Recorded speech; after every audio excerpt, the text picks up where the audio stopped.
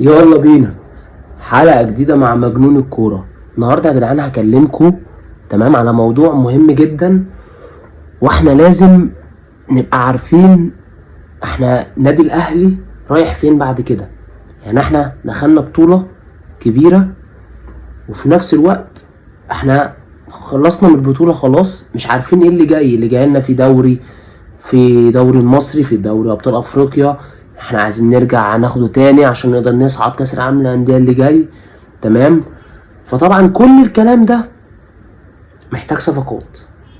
اول حاجه لازم ندعم خط الدفاع عندنا علشان نقدر يعني عشان نقدر نكمل.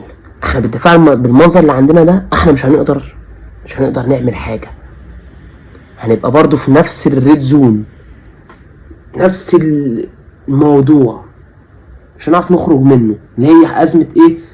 ازمه خط الدفاع عندك. تمام. فالموضوع ده لازم يتحل ازاي؟ انت دلوقتي بتتكلم ان في مدافع تونسي، تمام، مدافع التونسي ده اللي بيلعب في الدوري التونسي، تمام، علي حسين، كويس جدا، تمام، دي هتبقى صفقه كويسه جدا للاهلي. تمام. وفي كلام برضك في مهاجم فلسطيني، تمام، جامد برضو، الاهلي حاطط عينه عليه، تمام، ده احتمال كبير برضو هيجي هيجي الاهلي. تمام. احنا بقى هنا بقى عايزين بقى نبص بقى ايه يعني عايزين نبص بقى الحته شويه، حته الباكات، عايزين بقى نبص شويه في الباك رايت، تمام، وعايزين نبص في الباك ليفت. انت كده محتاج حد في القلب الدفاع، تمام، يقدر يلعب. انت محتاج واحد على الاقل يقدر يسند ويبقى كويس، يبقى توب في الالتحامات الجسديه، في الهيدر، يبقى حاجه كويسه جدا، يبقى عالي، يبقى الكواليتي بتاعه يناسب النادي الاهلي بالتيم اللي بقى عندنا، بالفرقه القويه اللي بقت عندنا. لازم ندخل بقوه. تمام.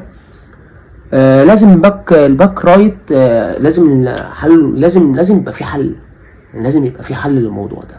لازم نحط عينينا على واحد يقدر يلعب الحته دي، حد زي الشيبي. انا عايز اعرف احنا كنا فين، لان انت كان يعني عندك انت بتدور على لعيبه، عمال تبص هنا وهنا وهنا وهنا. عايز اعرف واحد زي كواليتي زي الشيبي ده ازاي نزل يعني ازاي انت ما خدتش بالك منه؟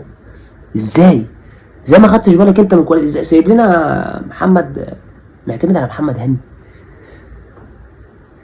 يعني انا معتمد على محمد هاني ليه؟ يعني هو محمد هاني بيعمل حاجه حلوه اصلا عشان نعتمد عليه، ولا يعني بيعمل ايه حلو؟ هو ما بيعملش حاجه حلوه اصلا محمد هاني عشان نعتمد